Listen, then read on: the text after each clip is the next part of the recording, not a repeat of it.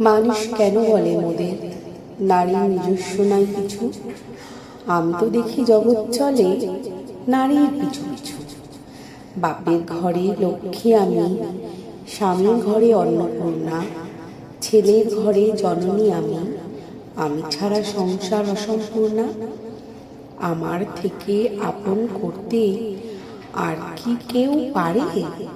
বাপের ঘরকে ছেড়ে এসেও পরকে বাঁধি ঘরে। গোত্র থেকে গোত্রান্তর যদিও আমি হই, তবুও যেন জননী রূপে সকল দুঃখ সই।